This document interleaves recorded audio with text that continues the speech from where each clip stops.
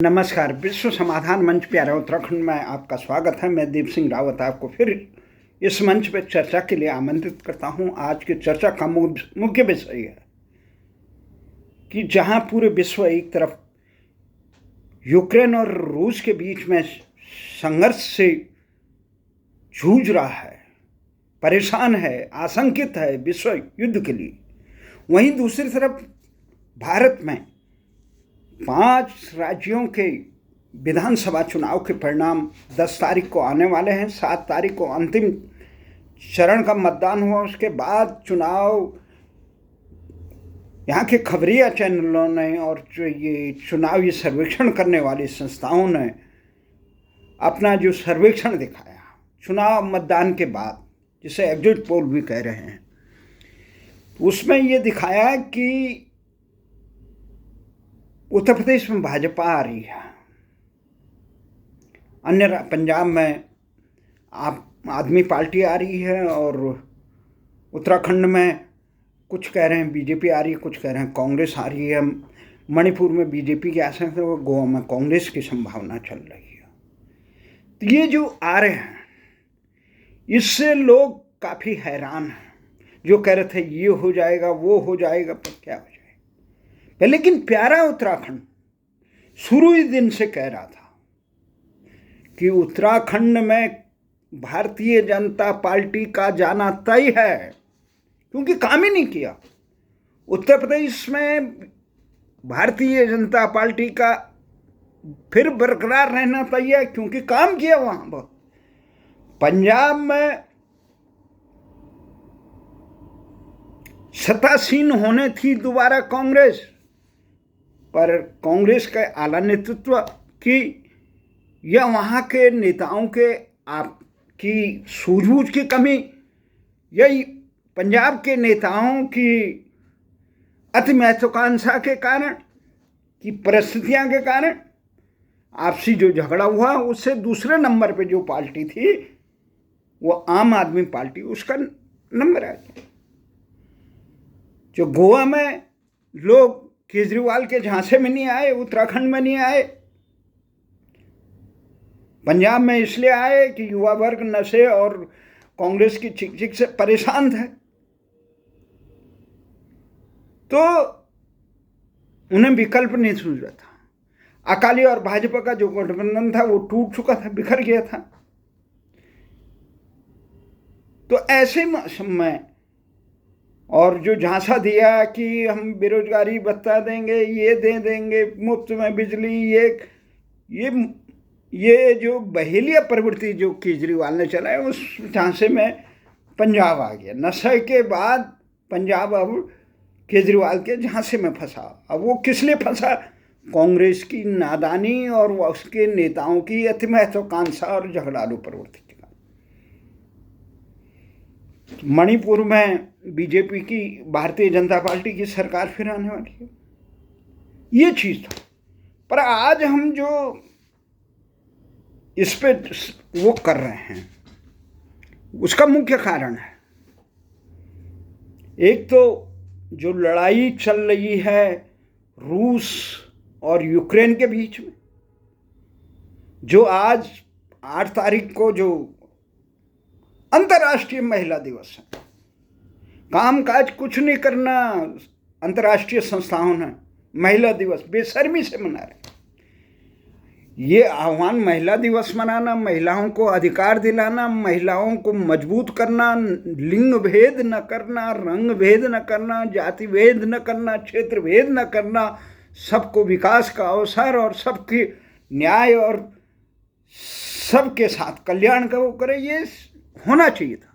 परिस्थिति क्या है? एक तरफ तो अंतर्राष्ट्रीय महिला दिवस मना रहे हैं, दूसरी तरफ हम उत्तराखंड की तरफ देखते हैं। उत्तराखंड राज्य गठन में महिलाओं के साथ जो दुराचार हुआ, जो भारतीय जनता पार्टी अभी केंद्र में आसीन है, उसके नेता घड़ियाली आंसू बहा रहे थे संसद में।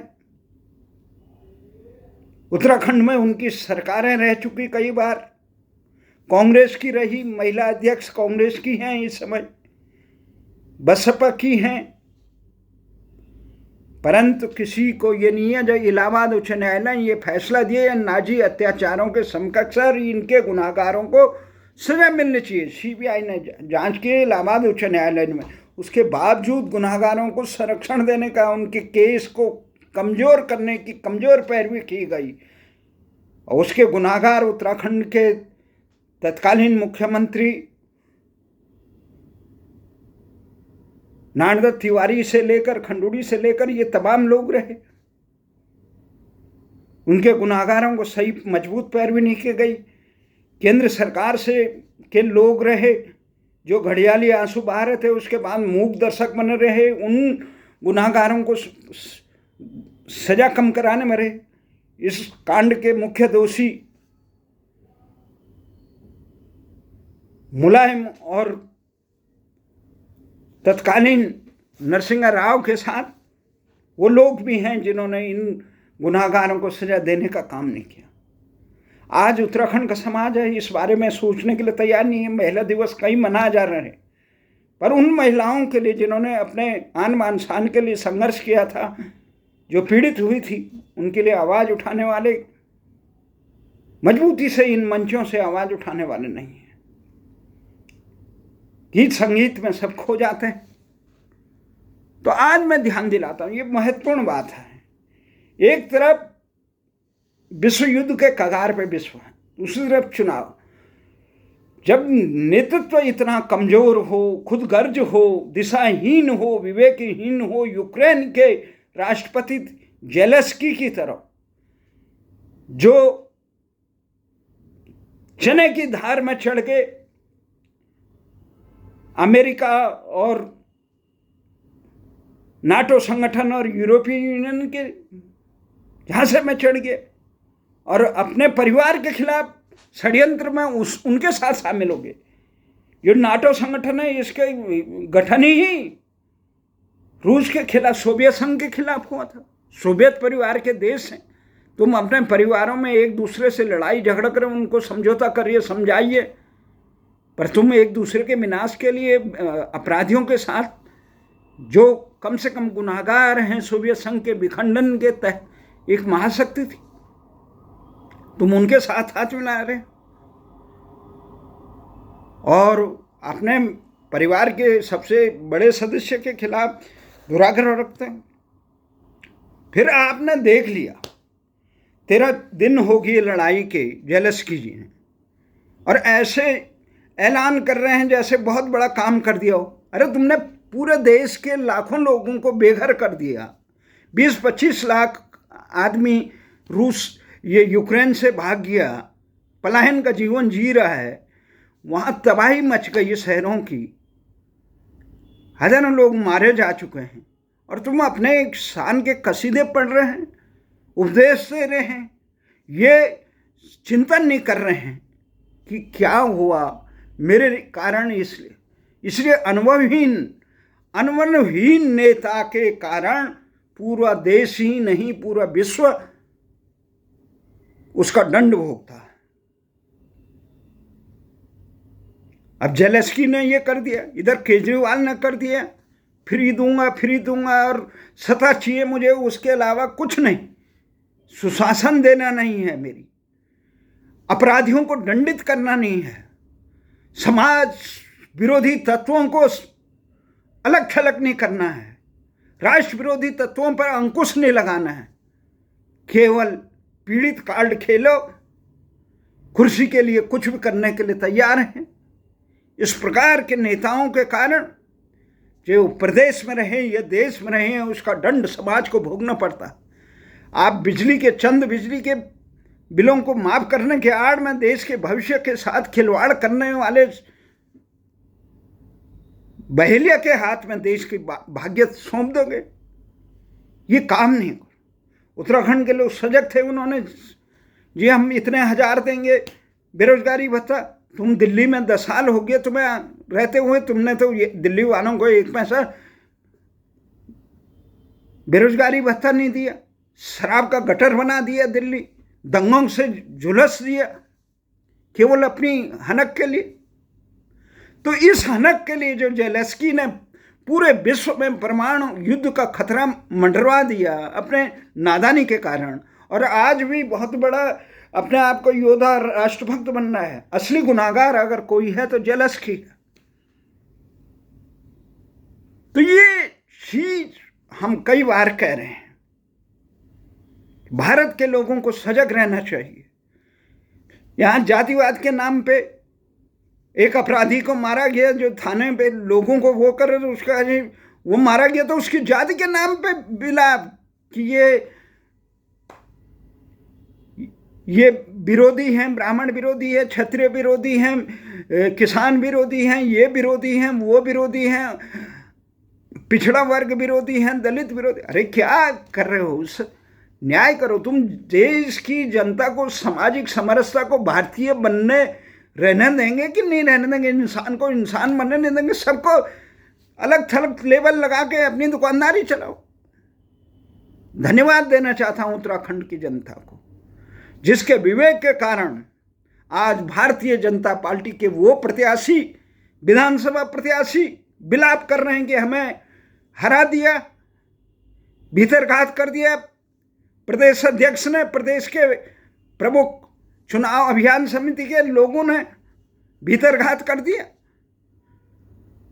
वो जो चुनाव लड़े वो रो रहे हैं कि हम हरा दिया, पर 2 टके के लिए या अपनी नाकामी के लिए, अपना उदासीनता के लिए ये चैनलों में चल रहा है कि जीत रही है, सतासीन हो रही है।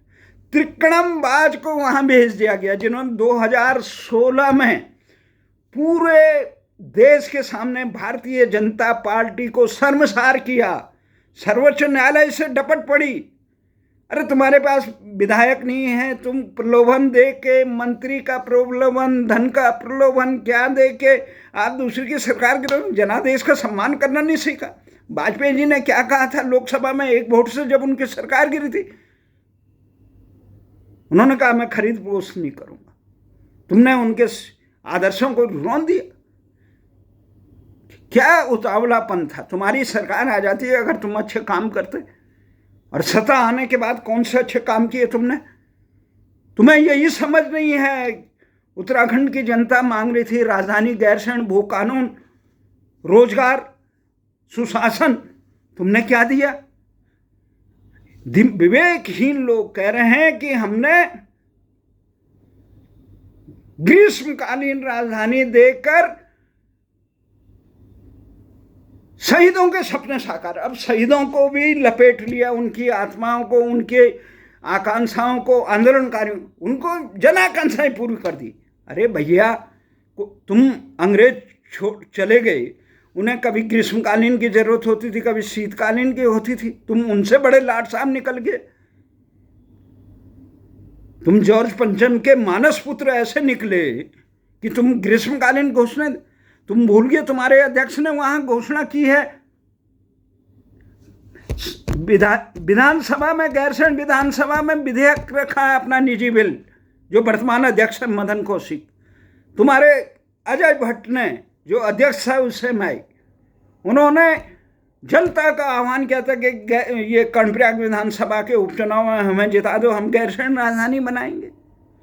तुम्हारी अपनी सनक के दुराग्रह के कारण उत्तराखंडियों को से दुराग्रह, तुमने यहाँ इस प्रकार के 4 महीने में 3 मुख्यमंत्री बना डाले, और राजनाथ सिंह दिशाहीन आदमी,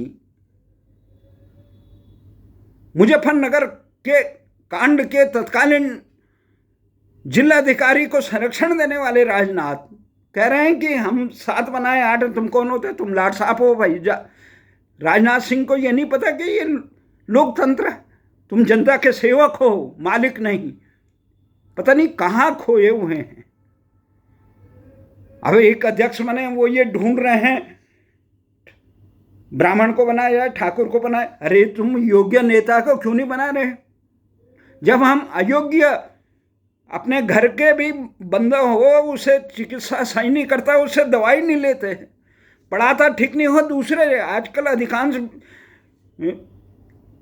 अध्यापक, जो सरकारी अध्यापक, अपने बच्चे को निजी स्कूलों में क्यों भेज रहे हैं? इसलिए पता है, उन्हें पता है कि सरकारी विद्यालय में पढ़ा नहीं रहे हैं, माहौल ठीक नहीं है। वो निजी विद्यालय में भेज रहे हैं, तनख्वाह खा रहे हैं मोटी मोटी। अब बताइए कि क्या होगा। सारे विधायक जो प्रत्याशी हैं अधिकांश वो कह रहे हैं हमें हरा दिया, चैनलों के मालिक कह रहे हैं कि जीत गया। अरे कहाँ से जीते भाई? तिकड़मबाज को जिन्होंने पूरे देश में भारतीय जनता पार्टी को शर्मसार किया, उनको फिर संरक्षण देके उतरा। अरे उत्तराखंड में तिकड़म मत करो, महाकाल की धरती है, साक्षात बद्र केदार हैं, माँ भवानी कण कण में विराजमान है, नरसिंह भैरव विराजमान हैं, और तुम वहाँ तिकड़म करोगे? कहाँ बच के जाओगे? कितनी बड़ी भी तुम्हारा संगठन हो, धूल में मिटते देखा है। अहंकार नहीं करना चाहिए। उत्तर प्रदेश के योगी की तरह कुछ काम करना सीखो, जनहित में काम। आज योगी को क्यों उत्तर प्रदेश साथ है?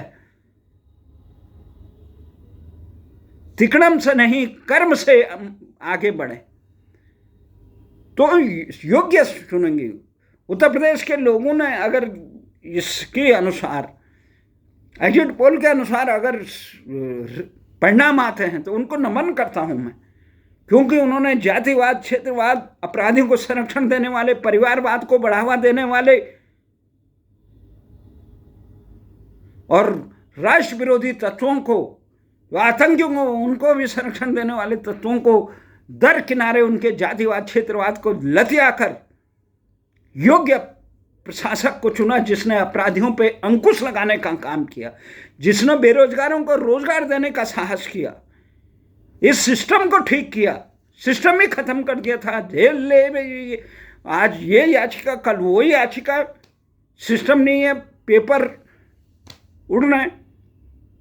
तो इस प्रकार से जनता बहुत सजग होनी चाहिए।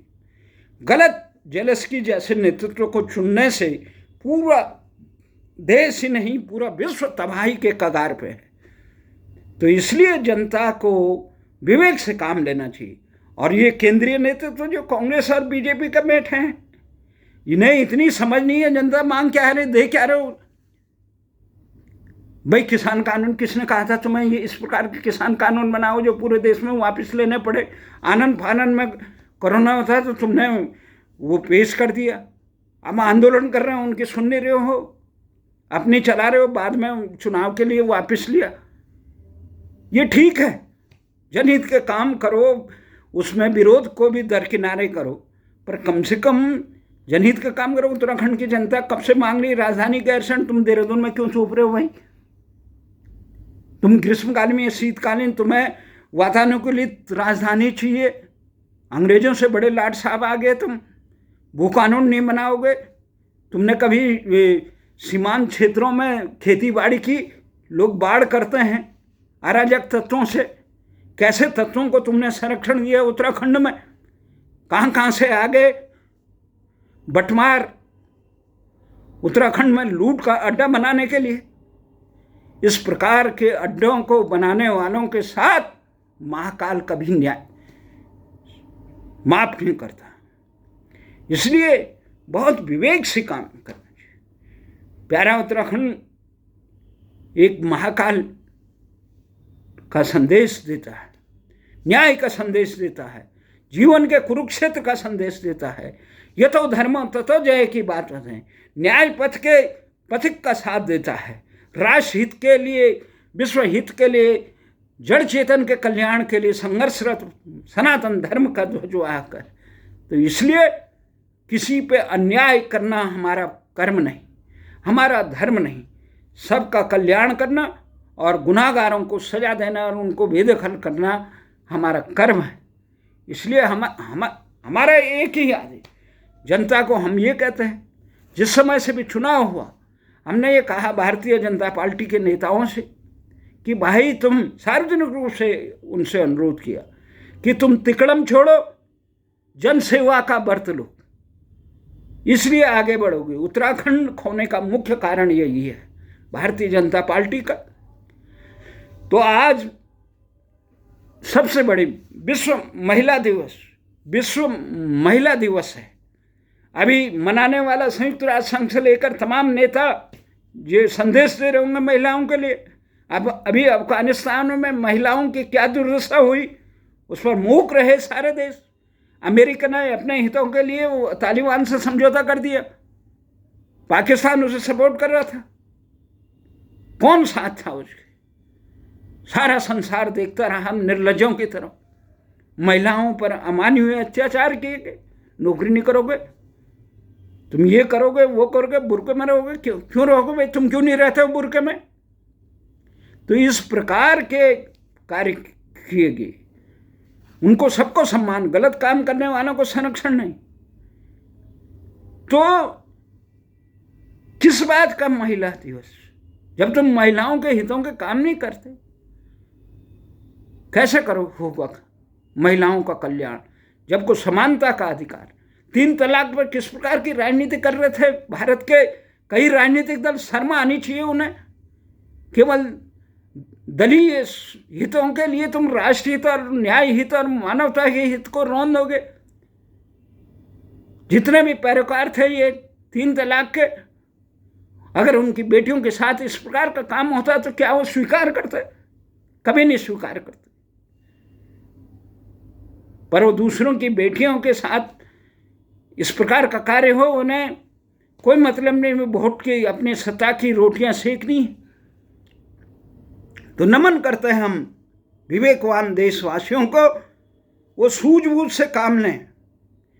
तिकड़म से न राष्ट्र का हित होता है। हाँ, राष्ट्र हित के लिए मजबूती से अगर कहीं पे काम हो तो वो करना चाहिए, पर जेलेस्की की तरह नहीं राष्ट्र को बर्बादी के गर्त में डाल दिया और कहो हम बड़े देशभक्त हैं। आज भी कह रहा मैं भागा नहीं। अरे भागा नहीं, तुमने सबको मरा दिया। तो इस प्रकार के छद्म भेषीय जो नेता हैं उनसे बचना चाहिए। जनता को बहुत ठोस फैसला लेना चाहिए। जाति के बहकावे में, क्षेत्र के बहकावे में जो नेता केवल इसलिए मनाते हैं कि ये जाति का है, ये उस जाति का है, ये राजनीतिक दलों ने समाज को बिल्कुल तहस नहस कर दिया।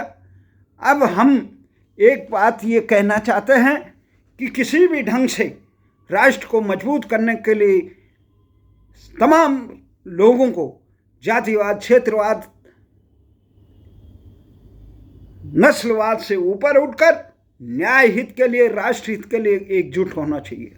मैं नमन करता हूं उन सबको जिन्होंने इसके लिए मतदान किया। और राष्ट्र को सजग रहना चाहिए। कभी कोई बहरूपिया भेड़िया जेलेस्की की तरह पूरे राष्ट्र को दमन न कर दे। अगर शोषण रूस जबरदस्ती करता, रूस के घर में तुम इतना बड़े उसके दुश्मनों को लाओगे, अपने घर में शरण देंगे तो पड़ोसी बोलेंगे नहीं? सब भारत समझ लिया। आस्तीन को, सांपों को संरक्षण दे। एक जागरूक शासनाध्यक्ष का एक दायित्व होता है राष्ट्र के दुश्मनों को अपने आसपास तक न फड़कने देना। और कोई संरक्षण दे रहा है उसको दंड देने का विधान है। जो ये शांति की बात कर रहे हैं, उन्होंने सोवियत संघ से लेकर बड़े बड़े साम्राज्यों को तबाह होते हुए देखा नहीं। कितनी अशांति की बात कर रहे हैं। इसलिए देश को, जनता को जागरूक होकर इस प्रकार के बहेलियों को, जो जनता को जातिवाद, क्षेत्रवाद और प्रलोभनों से ये मुफ्त, तुम सिस्टम सही नहीं कर रहे। आज हजारों लोग, भारत के युवा शिक्षा लेने के लिए विदेशों में भटक रहे हैं। अभी यूक्रेन का जो हादसा हुआ उसके बाद पता चला हजारों लोग, लड़के वहाँ चिकित्सा की शिक्षा पढ़ रहे हैं और करोड़ों रुपए, लाखों रुपए दे के वो आएंगे यहाँ शिक्षा। फिर भी ग्रामीण क्षेत्रों में कोई नहीं जा रहा है। ये ऐसी शिक्षा व्यवस्था बना दी, केवल पैसे वालों के लिए शिक्षा। गरीब आदमी कहाँ जाएंगे? गांव में तुम अच्छे शिक्षा, अच्छे विद्यालय, अच्छे चिकित्सालय, अच्छा परिवेश दे नहीं पा रहे हो। तुम ये एलोपैथी का इतना बड़ा सा शिकंजा कर रखा है। भारत के आम लोगों की सुख दुख दर्द हरने वाला सुलभ चिकित्सा आयुर्वेद को क्यों नहीं सरकार जनहित के लिए, राष्ट्रहित के लिए करते हैं? ये MBBS करने वाले अधिकांश जो ग्रामीण क्षेत्रों में नहीं जा रहे हैं। देश के ग्रामीण क्षेत्रों में 80 तक हमारे गांव में 12 किलोमीटर रोड नहीं थी, फिर भी वहाँ MBBS था। 80-85 के बाद ऐसा नकारा सरकारें आई कि आज रोड होने के बाद हमारे गांव के चिकित्सालय में चिकित्सक नहीं है, कंपाउंडर के रहमो करम पे चल रहा है चिकित्सालय।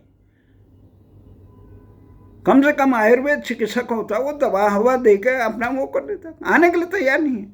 जब तुम चिकित्सा सुलभ नहीं करोगे जरूरतमंदों के लिए, अनिवार्य नहीं करोगे, दुकानदारी बना दी, शिक्षा व्यापार, चिकित्सा व्यापार, न्याय व्यापार, आम जनता कहाँ जाएगी भाई? राष्ट्र के हितों के लिए मजबूती से सजग होना चाहिए कि कभी कोई बहेलिया चेलस्की बनकर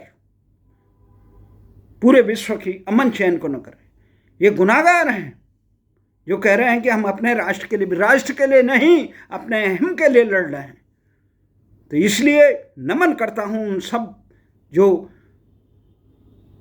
सबके कल्याण के लिए समर्पित रहते हैं। प्यारा उत्तराखंड ने पहले ही चुनाव की घोषणा से पहले ही कह दिया था कि उत्तराखंड में भारतीय जनता पार्टी का जाना तय है।